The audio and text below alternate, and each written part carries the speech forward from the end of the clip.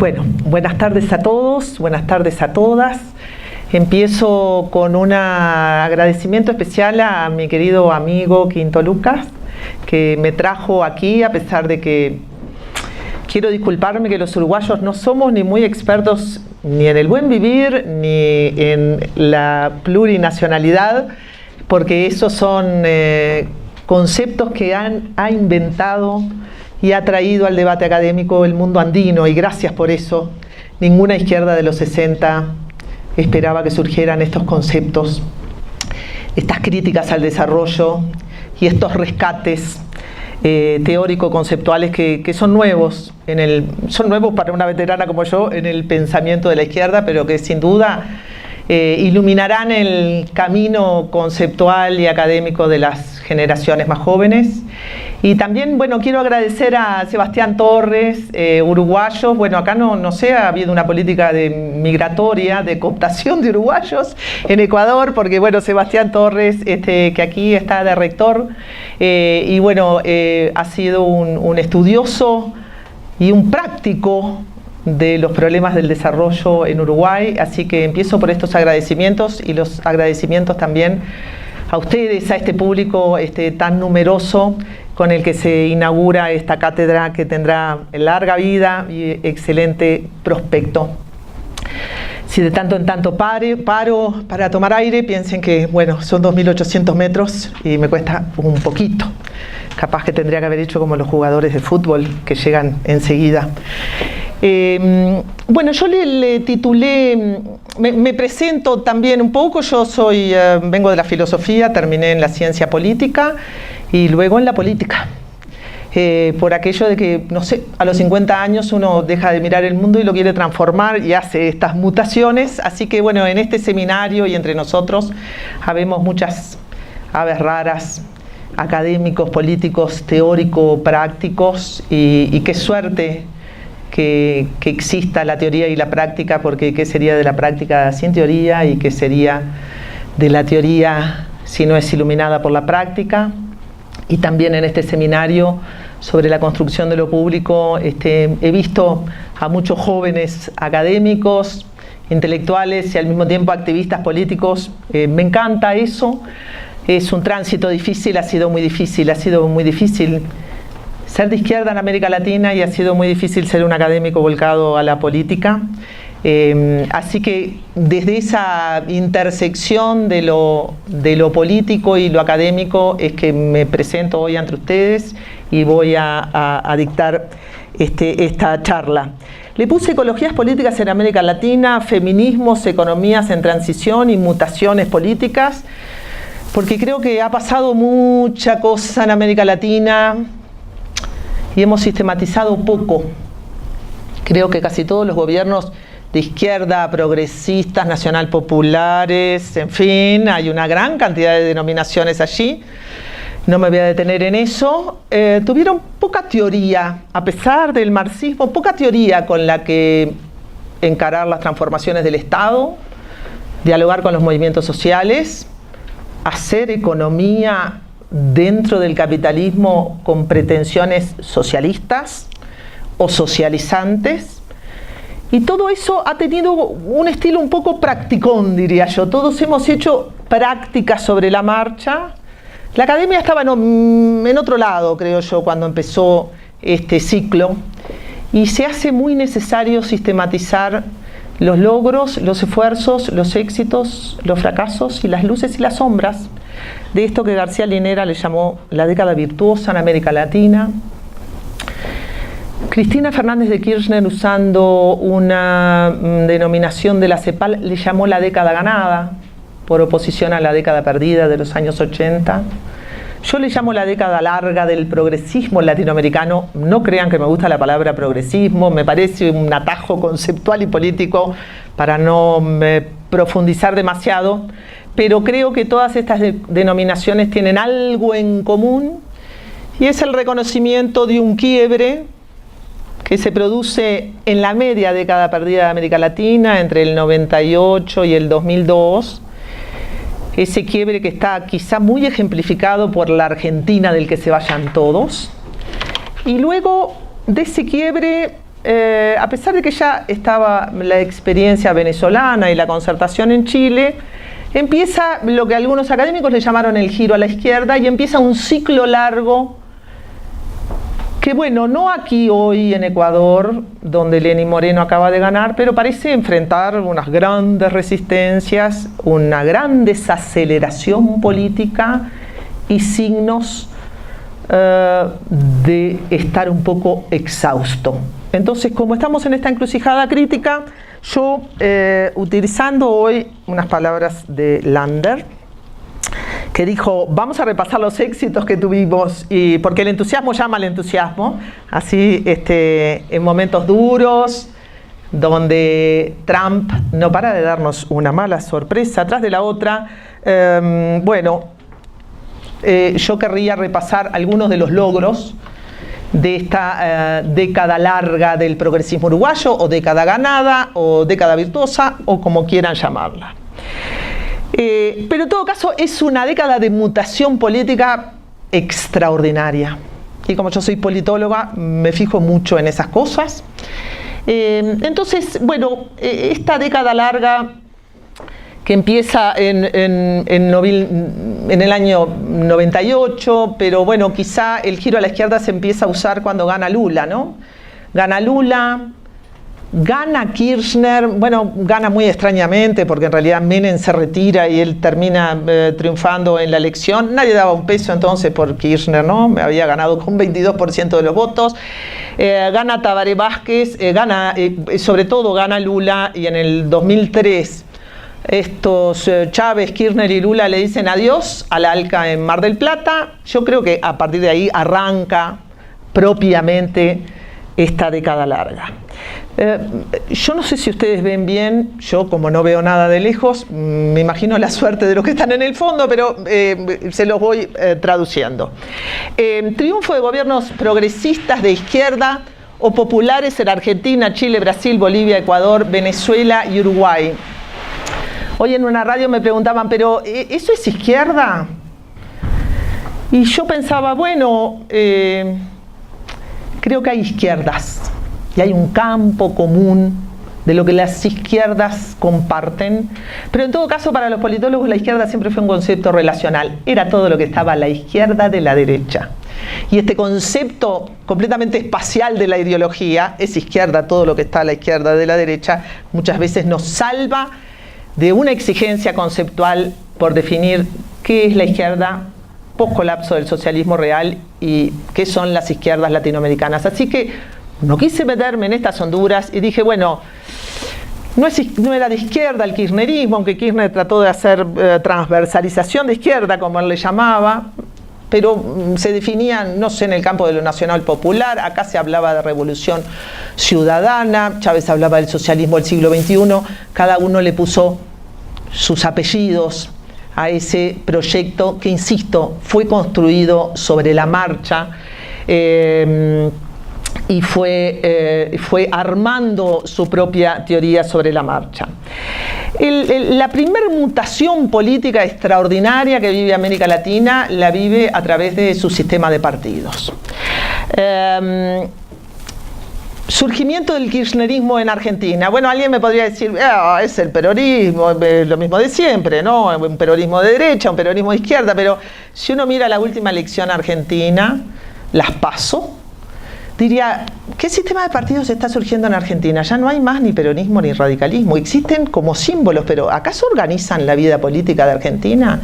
Argentina sufre una mutación política extraordinaria en estos años y el ejemplo de las PASO lo muestra claramente. Habrá que ver, no sé qué es lo que está pasando, qué clase de bicho político se está produciendo en Argentina. Vieron que los argentinos son muy complicados y es muy difícil de entenderlos, pero sin duda el surgimiento del kirchnerismo como fuerza política puede ser ejemplificado bien simple. Del que se vayan todos, surge Kirchner con 22% de los votos. Menem se retira de la elección, de la segunda vuelta, y queda este hombre, venido del sur de la Argentina, con un discurso vagamente de izquierda.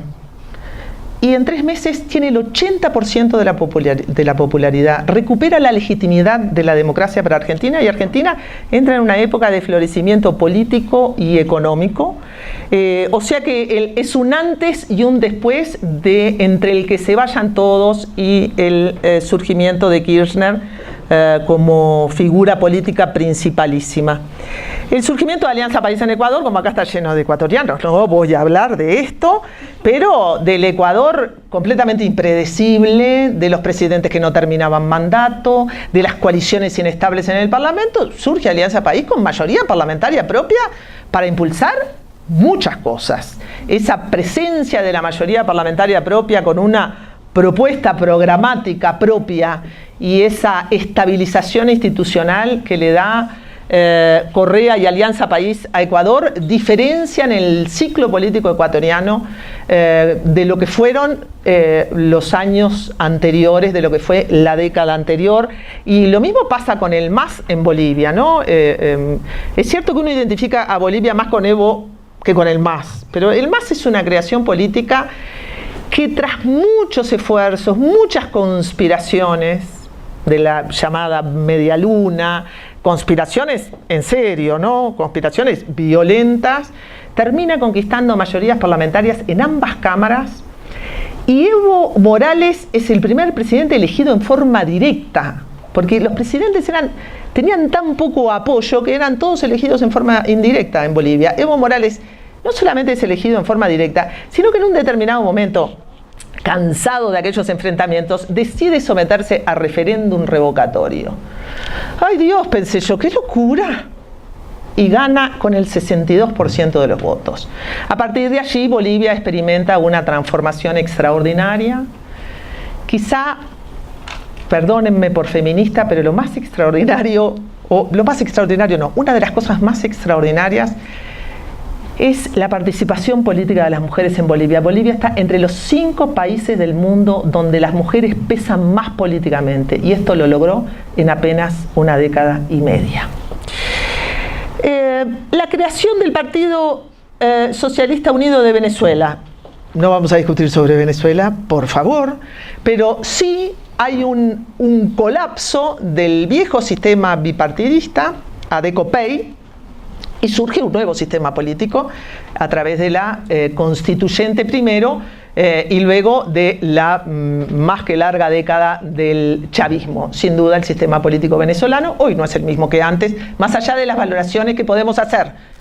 Recordemos que le llamo mutación política, son mutaciones políticas, son unos bichos políticos que se transforman y dan lugar a otros bichos políticos. Desafíos al bipartidismo en Paraguay. Bipartidismo por llamarle algo, porque el dominio del Partido Colorado en Paraguay estuvo en la dictadura, dominó en la democracia, y bueno, de repente apareció Lugo, ya sé que duró poco, que le hicieron un juicio político, pero Paraguay, en el momento en que Lugo gana la presidencia, un cura de la teología de la liberación, en un país de empresarios y militares, de políticos, empresarios y militares, bueno, fue la salida del ensimismamiento paraguayo. Yo no les puedo decir la cantidad de veces que viajamos a Paraguay, la cantidad de seminarios que se hacían sobre Paraguay, luego Paraguay vuelve a su silencio y a su ensimismamiento. Hoy hay señales de desafío al Partido Colorado en Paraguay, pero la experiencia de Lugo es una experiencia fracasada, pero bueno, recordemos Tecoyoyá, el PMAS, en fin, una experiencia de ruptura con el viejo sistema tradicional paraguayo que aún resiste, pero la grieta ya está. Bueno, el Frente Amplio en Uruguay, no voy a hablar del Uruguay, yo sé que el Uruguay concita bastante respeto porque es un país estable, para nosotros es increíblemente aburrido, pero es un país estable, con un sistema de partidos. Bueno, los partidos que vienen del siglo XIX todavía sacan votos en el siglo XXI, imagínense, siempre estaba aquel chiste de que si venía el fin del mundo, lo mejor era esperarlo en Uruguay, que iba a llegar mucho más tarde. Entonces el Uruguay tiene una enorme resistencia al cambio, pero aún a pesar de ser un bipartidismo súper estable, como el bipartidismo inglés, norteamericano, paraguayo o español, allí aparece el Frente Amplio, un partido que se autodenomina de izquierda además, frente a un bipartidismo sin autodefiniciones ideológicas. Y bueno, aparece primero con el 18%, luego con el 20%, luego gana el 30% y un día gana el 50% y desplaza a los partidos tradicionales, los arrincona y transforma toda la dinámica del sistema de partidos uruguayo en una dinámica izquierda-derecha. En Uruguay nadie tiene cómo equivocarse. ¿Le puede gustar o no? La izquierda? Bueno, claro, yo soy parte del gobierno, aunque peleo mucho con el gobierno, pero soy senadora del partido de gobierno, oficialista, como nos dicen. No hay nada que alguien de izquierda odie más que sentirse oficialista, pero soy una senadora oficialista, pero el Frente Amplio cambia completamente la dinámica del viejo sistema de partidos uruguayo. Y bueno, ¿qué hablar del PT en Brasil? Yo sé que también el PT no está pasando por su mejor momento, pero el PT es el primer partido programático que tiene Brasil. Un partido con bases sociales, con alianzas con el movimiento sindical. Es más, el PT surge como el brazo político del movimiento sindical, ¿no? Recordemos que Lula primero crea la CUT y después crea el PT. Y bueno, la verdad que cuando Lula gana en Brasil es el gran cimbronazo que América Latina le da al mundo. Y allí hay una anécdota que siempre me gusta contar, y es que, bueno, cuando Lula gana en el medio de una fuerte incertidumbre económica. Se había inventado el lulómetro, que era lo que medía el valor del dólar. Cada vez que Lula subía en las encuestas, aumentaba el valor del dólar. Ese era el lulómetro. Y Lula gana. Entonces, cuando ganan los medios de comunicación, la O Globo, gran artífice de muchas macanas de la política brasilera, le dice, a ver, presidente, ¿usted cómo piensa que van a reaccionar los mercados? Y él acuña esta frase maravillosa, dice, los mercados van a tener que entender que cada brasilero tiene derecho a comer 3 veces al día. Es una fantástica respuesta. Es una fantástica respuesta. Primero, la gente. Después, los mercados vemos. Y la concertación en Chile, bueno, esta alianza difícil entre el Partido Socialista y la Democracia Cristiana, va experimentando sus mutaciones. Es una concertación muy dominada por la Democracia Cristiana al principio. Luego empieza a tener más fuerza el Partido Socialista, eligen a Bachelet y luego termina entrando el Partido Comunista, pero no solo entra el Partido Comunista a la concertación, entra Camila Vallejo, la líder del movimiento de los pingüinos contra la educación privada en Chile, que fue la movilización quizá más conocida, sin duda, no la única como acabamos de ver aquí, pero el movimiento de los pingüinos, se llamaban pingüinos porque usaban, ¿no?, esas cosas que usan los estudiantes. Bueno, fue una movilización absolutamente contestataria, y aunque yo sé que Camila Vallejo está muy cuestionada por haber entrado al sistema político, creo que la entrada de Camila Vallejo, la entrada del Partido Comunista a la concertación, amplían a la concertación por izquierda. La gran transformación democrática de América Latina, o García Linera creo que le llama la ampliación de la democracia política. Bueno, primero se producen innovaciones republicanas. Acá en Ecuador, en Bolivia y en Venezuela se les da por crear nuevos poderes del Estado. Piensen que la pobre república tiene, yo qué sé, ¿cuántos años de existencia? 200, 300 años de existencia. No ha innovado mucho. Poder ejecutivo, poder judicial, parlamento. Ese ha sido, ¿no?, de Montesquieu hasta ahora, más o menos ese ha sido el diseño republicano. América Latina innova, crea nuevas instituciones. No sé cómo funciona, pero es de una innovación republicana fantástica. Es nuevo, es innovador. Por otro lado, en algunos países, claramente en Bolivia, se animan a meterse con la superestructura jurídica. Los jueces elegidos en mecanismos de democracia directa. Eso es, bueno, cuando en Uruguay escuchan hablar de eso, imagínense, ¿no?, la Suprema Corte de Justicia dice, por favor, ¿no?, los jueces en Uruguay son elegidos a través de mayorías súper especiales con venia del Senado. O sea que elegir a los jueces de otra manera que no sea a través del concurso de las élites es una innovación importante. Después voy a hablar de la justicia. Y por allá puse, déjenme ver porque no veo nada, los estados plurinacionales. Sé que esto no es únicamente una invención de la izquierda, pero pone en América Latina en contradicción el concepto nación con el concepto de Estado. Fantástico. Había que ponerlo en contradicción. No solo los europeos se van a dar el lujo de llamarse a sí mismos naciones antes que Estados. América Latina crea esa tensión y los estados plurinacionales forman parte de las invenciones republicanas.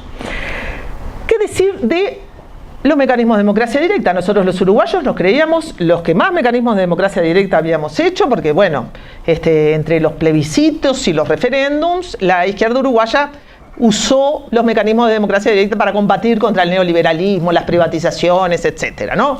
El agua pública, las empresas nuestras, todo eso fue la forma en que Uruguay usó los mecanismos de democracia directa para oponerse a las decisiones del gobierno.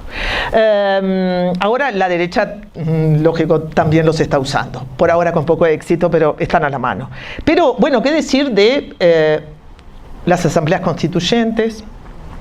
¿Qué decir de la revocatoria de mandato? También es algo importante que existe en algunos países, claramente en Uruguay no. Yo creo que ningún gobierno, si hubiera revocatoria de mandato, terminaría a los 5 años, pero es una apuesta arriesgada, ¿no? La revocatoria de mandato, a mí, mirado de afuera, me parece también una invención en la democracia directa rara, ejemplar.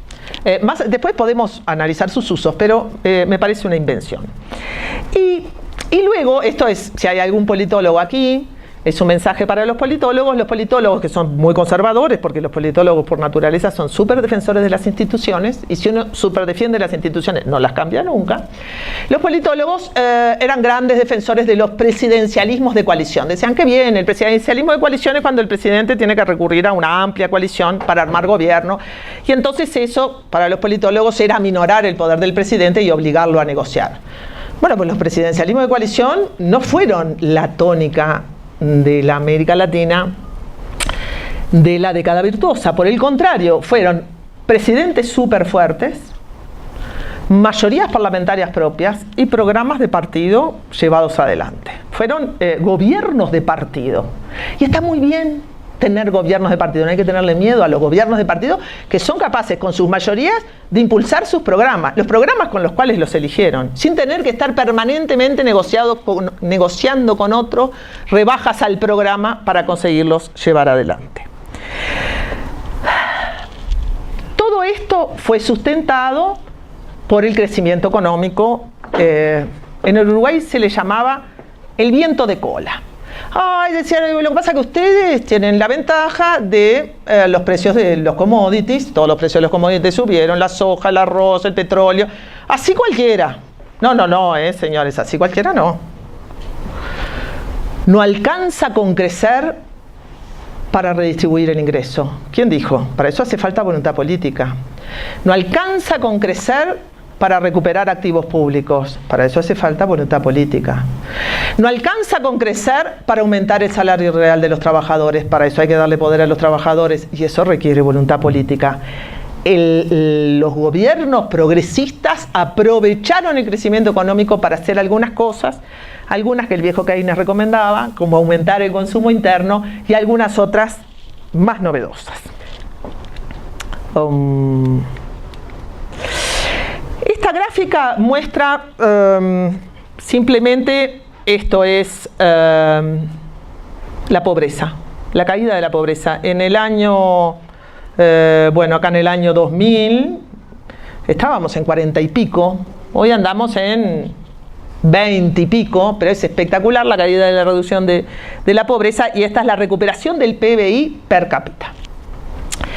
Y esto es la pobreza y la indigencia, ¿no? Acá tenemos los datos déjenme ver, 1990, de 1990, acá pasó la década del 90, sin pena ni gloria, con una pobreza altísima. Recordemos que la primera mitad de los 90 fue una década de crecimiento para América Latina y sin embargo la pobreza continuó increíblemente alta, y acá tenemos 2016. ¿Qué explica esta relación entre crecimiento económico y caída de la pobreza? La reducción de la desigualdad.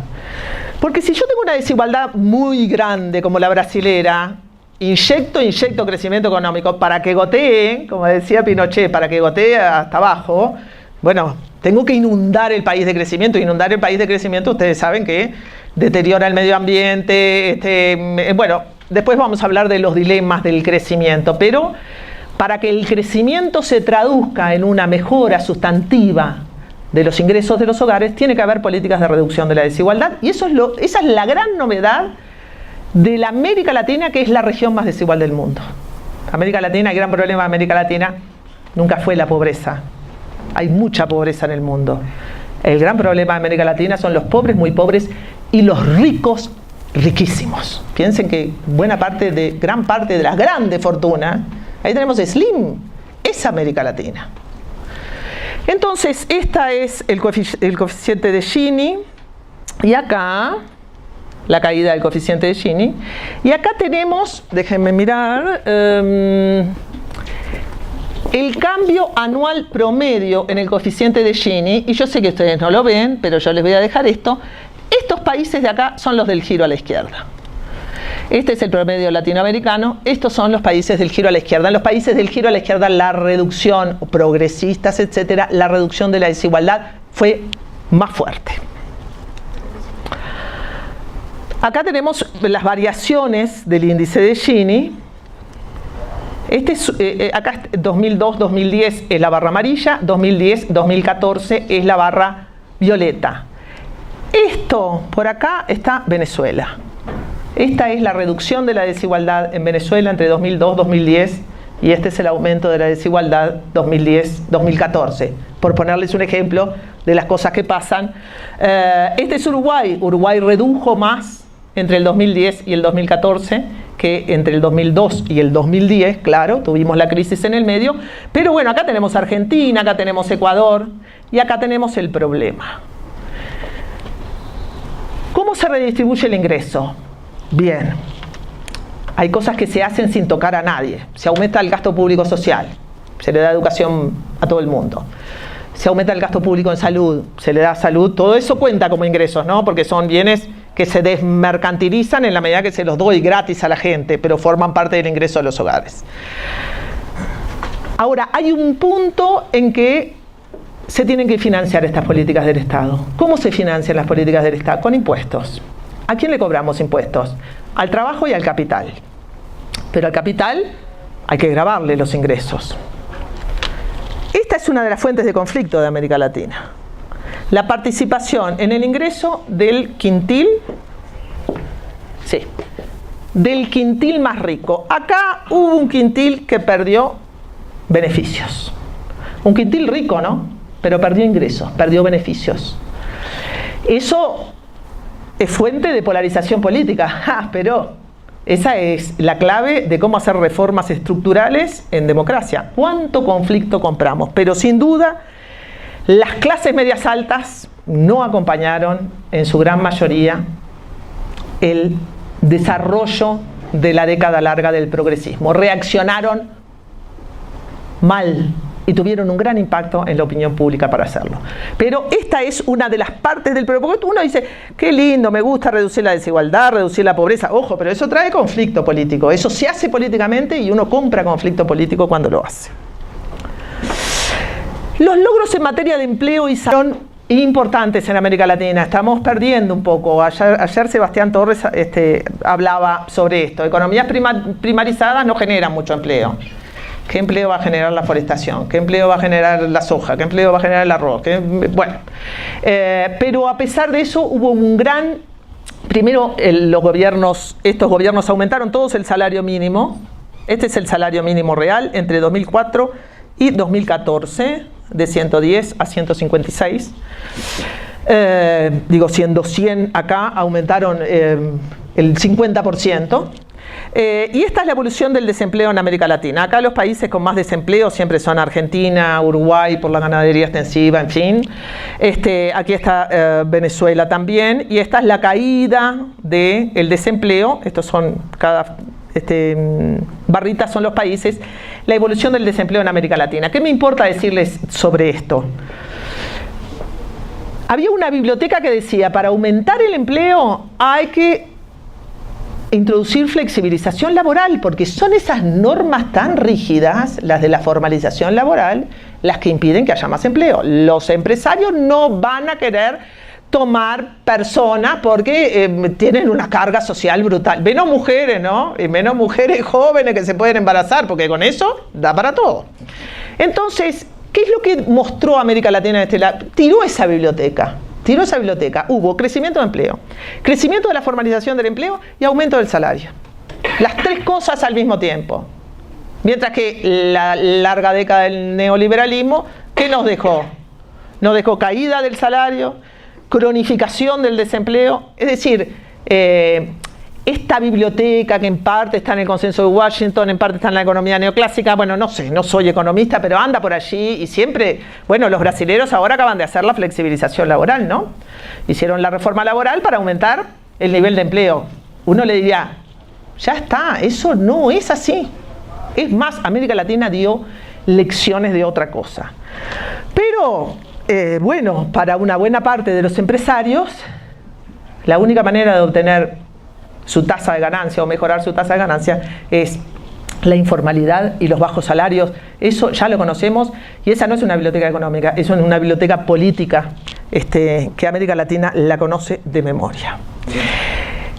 Acá viene, bueno, sé que algunos de mis compañeros del seminario están acá. Hoy le decía a mi amigo y colega Pablo Anzalone, cuando escucho las disputas contra el Estado, me siento una estatista anacrónica. Bueno, nosotros los uruguayos somos muy estatistas en el sentido de que tenemos una gran imagen del Estado y tenemos un gran apego al Estado y un gran apego a las empresas estatales, a la educación estatal, ¿no? Todo esto de lo público no estatal nos cuesta entenderlo, pero hay que entenderlo. Pero le llamamos el retorno del Estado en esta década larga de mutación política en América Latina, y para que el Estado retornara a la escena y se transformara en un actor potente con capacidad de imponer la cooperación a los actores económicos, y estoy hablando básicamente de los empresarios, se requirió aumentar el poder de la política, porque la izquierda no tenía poder económico, no tenía poder mediático, la justicia le era esquiva, la justicia del poder judicial, ¿qué tenía a mano? Y los parlamentos, costó mucho ganarlos, ¿no? ¿Qué tenía a mano? El Ejecutivo. La izquierda se volvió ejecutivista, abandonó todo aquel parlamentarismo, aquel discurso del parlamentarismo. Qué lindo el parlamentarismo, nos transformamos todos en presidencialistas y ejecutivistas de primera ola, porque lo que teníamos era el poder ejecutivo. Digo esto para reconocer, vamos, yo también defendía el parlamentarismo, no lo defiendo más, pero bueno, sobre todo porque los parlamentos resultaron más conservadores que el Ejecutivo, especialmente los senados. Porque recuerden que en los sistemas federales los senados tienen adjudicación de bancas igual por provincia. Eso significa que las provincias en general menos pobladas, que son las más conservadoras, tienen un poder de veto en la Cámara Alta muy importante. Entonces, para aumentar el poder de la política, para conquistar un poco de margen de maniobra económico, había que darle más poder a la política. Entonces, ¿qué hicieron? Bueno, varias soluciones. La democracia directa fue usada como instrumento en Bolivia, en Ecuador y en Venezuela, cuando no se tenía un parlamento con mayorías propias, ¿no? Esa fue la gran estrategia Chávez, que luego fue replicada. Hubo un efecto dominó ¿qué hizo Chávez cuando ganó en el 98? ¿no? Chávez ganó, pero no me acuerdo qué porcentaje del parlamento tenía, era bajo. Hacemos una constituyente, un presidente recién electo con una legitimidad formidable. Bueno, claro, ganó en la constituyente, después rearmó el parlamento. Yo le llamo la solución, la gran Chávez a esa, porque él inventó eso, la verdad, o lo puso en práctica, y luego esto fue utilizado por algunos países de América Latina. Bueno, los ejecutivos no se traducían en una ecuación parlamentaria favorable. Si el PT hubiera tenido una ecuación parlamentaria favorable, no hubiera pasado lo que pasó con Dilma, a modo de ejemplo. Es más, en el tiempo que Dilma gobernó, antes de ser destituida, tuvo que gobernar usando el poder de veto permanentemente, porque el Parlamento le aprobaba cada cosa y Dilma tenía que vetarlas. Esa ecuación, parlamentos más conservadores, ejecutivos más cohesionados en un partido, bueno, es la ecuación conflictiva de América Latina. Y el poder del Ejecutivo se reforzó vis a vis, es decir, contra el poder de los parlamentos y contra el Poder Judicial. Hubo un gran ejecutivismo de América Latina desafiando al Poder Judicial. Hay una gran tensión entre Poder Judicial y Poder Ejecutivo en toda América Latina, con base en liderazgos carismáticos, en mayorías parlamentarias o en creación de nuevos poderes institucionales. Por último, puse los partidos de la izquierda o progresistas recurrieron a la política de la calle para desafiar el poder institucional. Ahora vamos a ver que eso tiene sus luces y sus sombras también. ¿Cómo voy de tiempo? No sé. Bien. Acá esto es nada más que para provocar un debate con todos los activistas de los movimientos sociales. Voy a decir una proposición un poco antipática a partir de la experiencia uruguaya.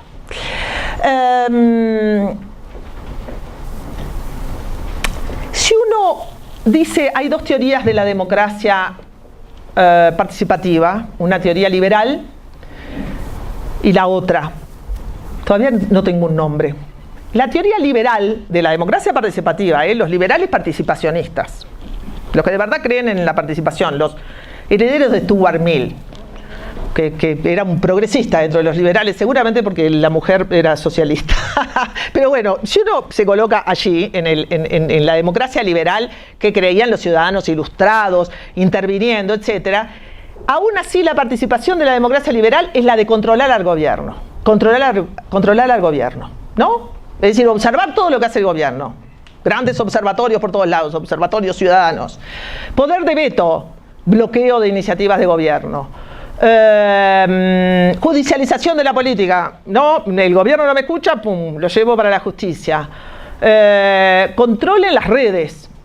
Encuestas de opinión pública que nos están monitoreando todo el tiempo. Si la política funciona, si no funciona. Todo eso es control del gobierno, pero eso no es ser gobierno. Eso es controlar al gobierno.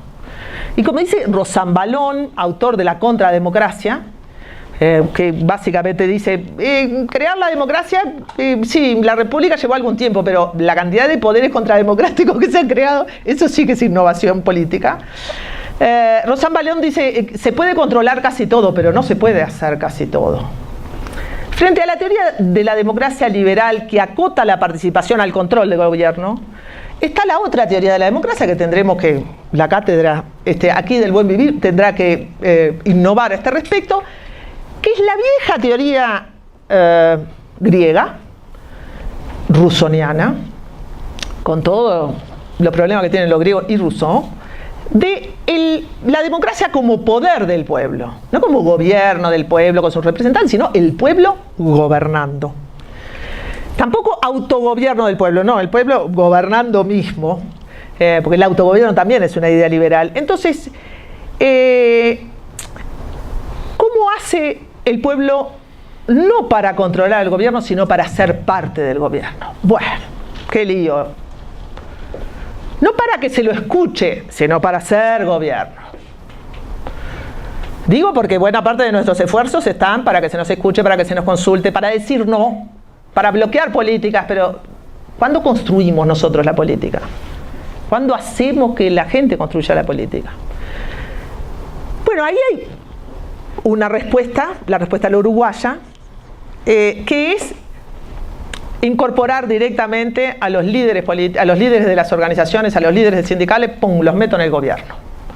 Por ejemplo, la Dirección Nacional de Trabajo en el Uruguay siempre la tiene un sindicalista.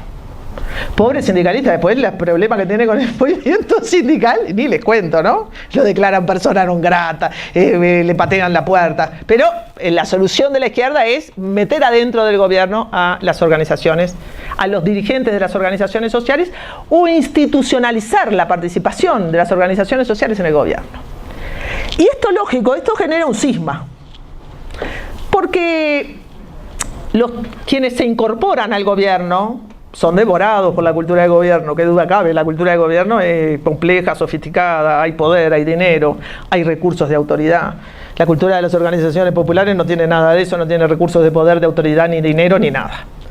Entonces, en general, quienes se incorporan al gobierno son leales al gobierno y se empieza a generar una brecha entre las bases de las organizaciones, que no entienden ni lo que hacen los representantes de sus organizaciones en el gobierno. Eso es un dilema, en el sentido de que no es un problema que se pueda resolver, es un dilema. No se puede resolver, se administra ese conflicto. Solo me refiero al caso uruguayo, ¿no? Entonces digo, la participación institucionalizada de actores en estos campos varió en los distintos casos nacionales. En el Uruguay los cooptaron. Ah, sí, los cooptaron. Sí, pero aunque no hubiera mala intención en eso, insisto, la cultura de gobierno y las instituciones de gobierno son demasiado poderosas como para no incorporarlos en su seno. Hubo tensiones irresueltas entre la base del movimiento y los liderazgos del movimiento que se incorporaron al Estado. Pero los movimientos luchan para obtener cosas concretas. No luchan solo por bienes simbólicos. No hacen solo contrademocracia, en el sentido de decir no, de bloquear una decisión. No, luchan por cosas concretas. Y los derechos y los bienes adquiridos que se produjeron como resultado de la incorporación de estos líderes, muchas veces fracturaron al movimiento social, y en el Uruguay claramente una parte del movimiento social se fue con otra izquierda, una izquierda a la izquierda de la izquierda. Por decir, bueno, como hay un pequeño partido que se llama Unidad Popular, que tiene peso en el movimiento sindical, como los maoístas tienen peso en el movimiento universitario, aunque no tengan votos, y todo eso fue generando el otro 1 de mayo, la amenaza de una nueva central sindical. Nosotros tenemos una sola central sindical. Sin duda, esto es todo un tema para la izquierda, por el que paso rápido. Y a otra cosa. Una política fuerte requiere un Estado fuerte. Se hicieron reformas tributarias, se amplió la fiscalidad del Estado, ¿no? Recuperando activos públicos, aumentando presiones tributarias sobre el capital, se amplió el gasto público, se recuperaron activos públicos, se invirtió en infraestructura pública. Solo quería mostrarles este cuadro, que ustedes no van a ver nada, pero muestra el total de ingresos tributarios en porcentaje del producto. La OCDE tiene un 34% de ingresos tributarios como porcentaje del producto. Bueno, acá miren Bolivia. Bolivia tenía 7% acá y pasó a tener 27%. Brasil tenía, no sé, no veo nada, 28,2% y pasó a tener 35,7%. Uruguay tenía 19 y pasó a tener 27, y eso es de los más tímidos. Veamos Ecuador, por acá, 7. Acá no se le cobraba impuesto a nadie, 7, y bueno, y pasó a tener, no veo cuánto por ahí, 19. Venezuela no tiene mucho cambio. Esto es entre 1990 y 2013. ¿Cómo? Ah. Venezuela bajó. Venezuela sí, Venezuela es el caso Escopeta acá, ¿eh? Pasó de 18,7 a 14. Sí. Por eso no lo mencioné, porque me sale del cuadro. Tendría que haberlo sacado, pero no quise ser deshonesta intelectualmente. Pero bueno, acá tenemos sí, esto después me lo explicás, Lander, acá qué pasó. Bueno, ahí sí tenían muchos impuestos derivados del petróleo, me parece. Pero es impresionante en estos casos, y es impresionante en el promedio simple latinoamericano. Ingresos tributarios.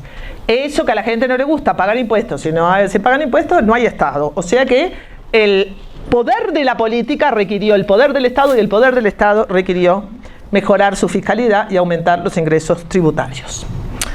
Acá simplemente tienen el gasto público social. Me encanta este cuadro. Gasto público social es educación, vivienda, salud. Es impresionante el aumento del gasto público social en América Latina. Esto es combate a la desigualdad también, ¿no? No es solo el salario real, no es solo el salario mínimo, esto es combate a la desigualdad. Pero bueno, esta es la que más me gusta. Se desafió el orden jurídico patriarcal, colonial y capitalista. Acá estamos para dar entusiasmo. Ya me dijo Lander que vamos a hacer un recuento de nuestros éxitos. Derechos de las mujeres. Bueno, claro que la bancada evangelista en Brasil me tiene a mal traer, pero en general, Ecuador también me tiene a mal traer, bueno, pero en general hubo una gran ampliación de los derechos de las mujeres. Por algo hubo 3 presidentas mujeres en América Latina. Bolivia y Argentina están arriba de todo en participación política de las mujeres en órganos electivos. Bolivia y Argentina. Bolivia lo metió en la Constitución, Bolivia lo metió en la Constitución. Las leyes contra la violencia de género son ejemplares en el periodo. Está la ley María da Penha en Brasil. En Uruguay estamos reaprobando una ley contra la violencia de género. La violencia de género es salvaje en América Latina. El número de mujeres asesinadas es salvaje en América Latina y el 8 de marzo hubo un paro de las mujeres.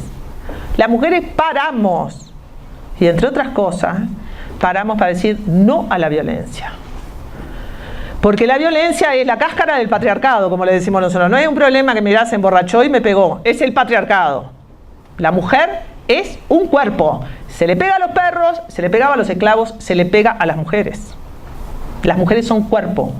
Por eso su tarea reproductiva es tan difícil que entre en la agenda pública. Me estoy refiriendo a la despenalización del aborto, claro. Derechos sexuales y reproductivos conquistados en muchos países de América Latina. La lucha por la despenalización del aborto en Uruguay es ejemplar. Se demoraron 30 años, ¿no?, para aprobar el proyecto de despenalización del aborto. Bueno, ahora los médicos están haciendo objeción de conciencia. Siempre por algún lado el orden patriarcal tiene su zarpa, ¿no? Nosotros aumentamos derechos y luego hay que implementarlos esos derechos. Creo que más allá de que, la explicación de que Uruguay haya despenalizado el aborto es que es el país más laico de América Latina, tenemos un problema de religión, política y derechos de las mujeres que deberá ser examinado. Ahora que tenemos un papa latinoamericano, porque la religión ha sido un gran freno al avance en materia de derechos sexuales y reproductivos de las mujeres. Las leyes contra la violencia de género, las leyes contra la violencia doméstica, en Uruguay la Fiscalía, con la primera ley de violencia de género, pidió la inconstitucionalidad de la ley porque violentaba la libertad de los hombres. Señores, violentaba la libertad de los hombres. Está difícil eso, ¿eh? Pero hay cada vez más conciencia sobre la violencia de género y hay cada vez más conciencia sobre que la violencia de género es efecto del patriarcado. La izquierda será feminista o no será. La izquierda tiene que luchar contra el patriarcado y entender qué es eso de la desigualdad de género. La lucha contra la desigualdad de género no puede ser subsidiaria de las luchas contra la desigualdad de clases. Por favor, que Rosa Luxemburgo y Clara Zetkin andaban del bracito las dos defendiendo las mismas cosas, y estoy hablando de principios de siglo, de fines del siglo pasado, principios del 20. Se reconoció el racismo, se tipificaron los crímenes de odio contra el racismo. Eso es un avance jurídico impresionante, impresionante. En Brasil, los cupos universitarios para la población afrodescendiente, uno dice, pero ¿qué? Un 8%. Pero vino Temer y lo sacó, y causaron unos debates interminables de que por qué estos negros van a tener derecho a entrar a la universidad, que entonces ellos saben menos que nosotros y mi hijo no puede entrar. Interminables, porque cada avance en materia de derechos despertó al enano fascista que todos llevamos dentro. Cada avance tuvo su resistencia. Bueno, diversidad sexual y matrimonio homosexual. Bien, grandes avances en América Latina sobre eso. Nosotros en Uruguay, gracias a la laicidad y a que las comunidades gay en todos los partidos debían ser muy importantes, porque eso lo votaron todos. Por supuesto que despenalización del aborto solo lo votó la izquierda, pero matrimonio igualitario, ¿qué hicimos? Agarramos el Código Civil y le sacamos el sexo directamente. Ni hombre, ni mujer, ni nada. Y peor todavía, no se discutió tanto eso porque nadie quería quedar mal con las comunidades gay, ni quería parecer un atrasado luchando contra el matrimonio homosexual. Lo más discutido de ese proyecto fue que le permitimos a las parejas ponerle a los hijos el apellido de la madre o del padre. ¡Ay, Dios mío! Esta sí que fue una discusión. ¿Cómo? ¿No van a llevar más el apellido del padre? No, ahora es opcional. Válgame Dios. Eso causó más controversia que el matrimonio homosexual. Las marchas por la diversidad son gigantes, lindas, alegres, una manera de hacer política por el reconocimiento de la diversidad con la cual hay que sacarse un sombrero en América Latina, y tampoco es subsidiario de la lucha de clases, tampoco. Se reconoció el derecho de los pueblos originarios, se reconoció la plurinacionalidad del Estado y la convivencia de formas jurídicas distintas al derecho positivo. Esto, otro escándalo latinoamericano. Admitir otra forma del derecho positivo es absolutamente escandaloso. Lo inventaron los bolivianos, no sé cómo les va con eso, suerte, pero es una gran discusión y es parte del programa de la descolonización, luchar contra el derecho positivo, que vamos, viene del derecho romano, pasó por los derechos naturales y terminó en el derecho positivo. También quiero decir que la mayor parte de los derechos que se ampliaron en América Latina se ampliaron con política. La justicia no nos ayudó ni un poquito. No vi a los poderes judiciales de América Latina ampliando derechos, vi a la política ampliando derechos, aún contra los poderes judiciales de América Latina, salvo alguna rara excepción. Se consagraron los derechos políticos de los trabajadores, el Estado terció entre capital y trabajo a favor del trabajo y se formalizaron contingentes enormes de trabajadores. Trabajadoras domésticas se formalizaron. No conozco todas las experiencias de América Latina, pero en muchos de estos países que menciono se obligó a la formalización de ese trabajo doméstico que era como la continuación del trabajo esclavo, ¿no? Porque soy empleada doméstica, entonces estoy adentro de una casa, no estoy en un lugar donde converse con otras personas o mire una cartelera sindical, ¿no? El trabajo más despolitizante de todos, grandes avances, los trabajadores rurales. Piensen que en Uruguay las 8 horas para el trabajador rural se aprobaron recién en el siglo XXI. Y la mitad del Parlamento diciendo, pero y nosotros dependemos de la naturaleza, imagínate los peones y no salen cuando llueve y las 8 horas, parecía una discusión fisiocrática del siglo XV. Pero aprobamos los derechos de los trabajadores para las 8 horas. Bueno, políticas de transferencia de renta en favor de las poblaciones más pobres. Ecuador es el caso más emblemático, ¿no? Es el que destina más plata a eso y mayor cantidad de población. Yo miro la hora porque alguien me tiene que decir, anda terminando, 10 minutos, muy bien, hay que tener límites en esta vida. Acá simplemente les pongo mujeres con cargos ministeriales, como un ejemplo del aumento del poder de la mujer. Acá puse Brasil, gobierno de Temer, 0,0, ahora pusieron 2 en el gobierno, pero bueno, me encanta esa tabla, mostrar ahí, 0. El primer gabinete de Temer no tuvo una sola mujer, obviamente no tuvo un negro, ¿no? Hombres, estúpidos hombres blancos, como decía nuestro amigo Moore, todos hombres blancos adinerados. Y esta es la tasa de sindicalización en América Latina. Bueno, acá tenemos las transferencias monetarias. Ay, acá está Ecuador, ¿no? El programa de transferencias monetarias no es de izquierda, lo inventó el Banco Mundial en todo caso. Pero robustecer ese programa de transferencias y concebirlo como una asignación especialmente a las mujeres, eso sí es un logro de la izquierda. Y esto abre el camino para la discusión de la renta básica, ¿no? Que es una discusión que la tenemos por ahí, pero con el desempleo estructural que nuestro amigo Sebastián Torres considera que va a ocurrir como resultado de la robotización y el capitalismo globalizado, yo creo que el tema de la renta básica de la izquierda más vale que lo empiece a discutir ahora. Esto ayudó a reconocer que los pobres no se van a arreglar por sí mismos. Y las mujeres con niños tampoco. El Estado tiene que poner su contribución.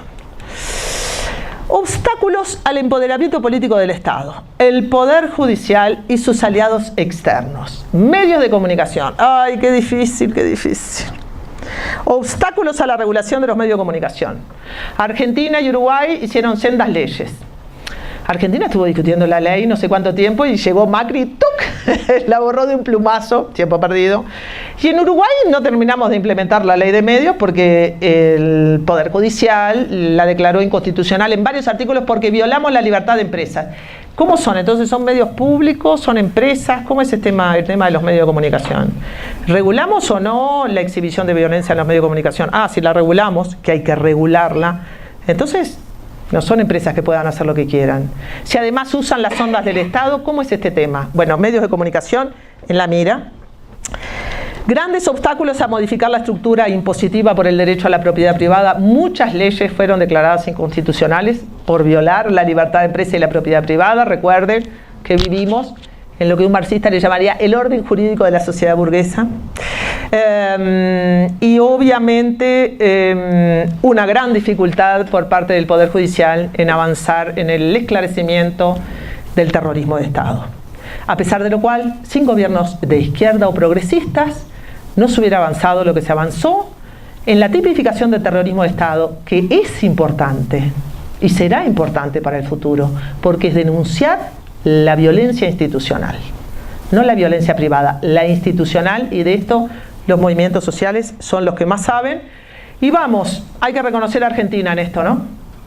Si hoy hay un escándalo en Argentina con marchas por el primer desaparecido en democracia, es porque primero hubo la conceptualización de la desaparición forzada, su introducción en las leyes, dio mucho trabajo, mucho abogado experto no querían saber de nada con incluir estos términos: terrorismo de Estado, imprescriptibilidad de los crímenes de lesa humanidad. Hay un avance notorio de la humanidad en este sentido, que por cierto siempre se ve contrarrestado por el asesinato político perpetrado por Estados Unidos mundo afuera. Pero en fin, nosotros con nuestros avances. Esto simplemente porque quiero ir terminando. Creo que la seguridad pública se haya transformado en un problema tan importante, sin que nosotros como izquierda hagamos un análisis más social sobre el tema de delincuencia, propiedad privada y violencia, está complicado, y cada vez más recursos del Estado van a la seguridad pública y nos estamos armando hasta los dientes por la seguridad pública. Armas, cámaras de vigilancia en todos lados. Es un tema en el cual la izquierda siguió no la política de policías comunitarias, de control social entre nosotros, sino de darle la seguridad pública como tema a que lo resuelva la policía, con todos los problemas que tienen las policías latinoamericanas, sin palabras. Ecología de la regresión conservadora. Bueno, ustedes saben que hay una regresión conservadora. He aquí algunas de sus explicaciones. Este es el índice de los precios de las materias primas. Por aquí anda el petróleo pobre, por allá abajo del todo. Creo que el petróleo es este. Bueno, claro, eso le saca margen económico a los gobiernos. Hay desaceleración del crecimiento económico o recesión lisa y llana. Acá vemos Brasil y Argentina, ¿no? Dos de las economías que empujan a América Latina, y Venezuela ni hablar.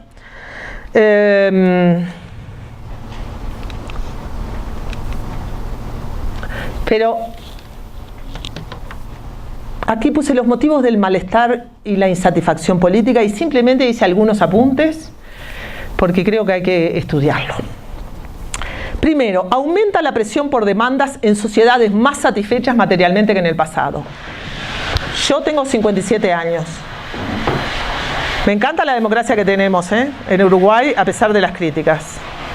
Ahora, la generación que tiene 20 años y es de izquierda, tiene miles de demandas más que yo. Y critica mucho más el gobierno que yo. Las feministas que tienen 20 años andan volando y se pelean con las feministas más viejas porque lo único que hacen es articularse con el poder político. Hay una generación que viene con otras expectativas, creció en democracia, vio la política, tuvo expectativas satisfechas y van a por más. Y yo creo que a mi generación nos cuesta entenderlo. Bien por ellos. Claro, que no se olviden de algunas cosas, por eso las generaciones siempre, yo digo, uno anda en hombros de gigantes, ¿no? Siempre andamos en los hombros de gigantes del pasado. El ciclo de crecimiento económico permitió mejorar la distribución del ingreso, pero sin afectar los grandes sectores del capital. Cuando el ciclo económico de crecimiento se agota, los empresarios reaccionan. La mejor muestra de eso es la FIESPI, Federación de Industria de San Pablo. Hizo un pato gigante, amarillo, que medía como 5 metros. Lo llevó para Brasil y andaban con aquel pato para arriba y para abajo. ¿Y cuál era el cartel? Nosotros no vamos a pagar el pato. ¿Qué quería decir? ¿Hay crisis? El empresariado no la va a pagar. Eso es una de las causas del golpe de Estado en Brasil. ¿Quién va a pagar el pato de la crisis? Los trabajadores, las mujeres, los indígenas, los negros. Eso es, ese es el emblema más conservador y terrible del golpe de Estado en Brasil, aquel pato gigante de la Federación de Industria de San Pablo. Nosotros no vamos a pagar el pato. Y acá, por último, y esta es la última que nos queda, hay una cosa que yo le llamo el fenómeno del retorno de lo reprimido. Es muy gracioso porque, bueno, eso es de Freud, ¿no?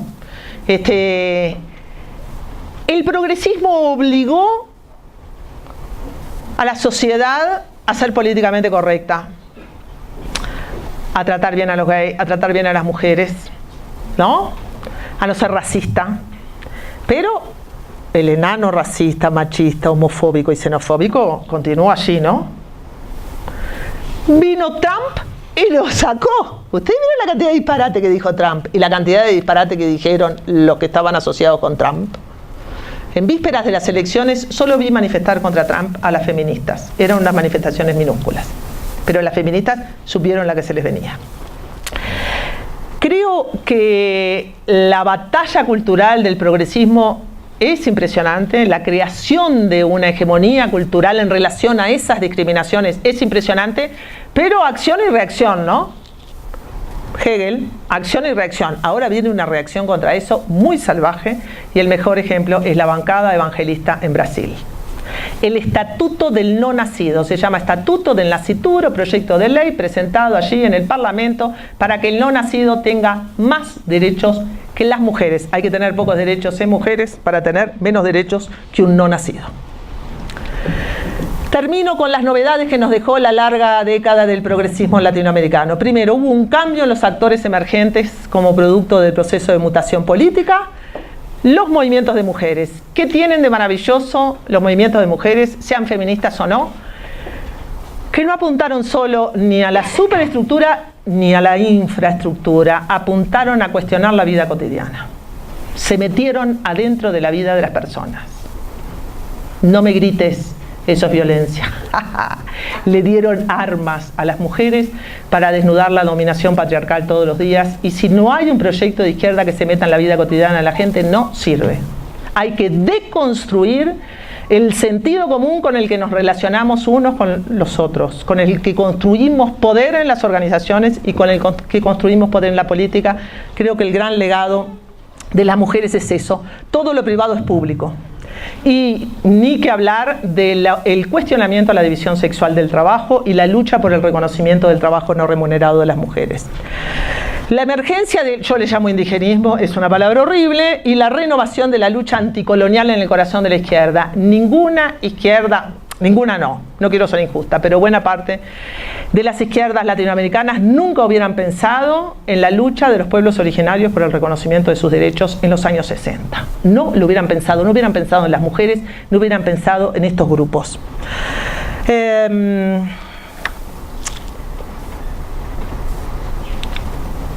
Y termino.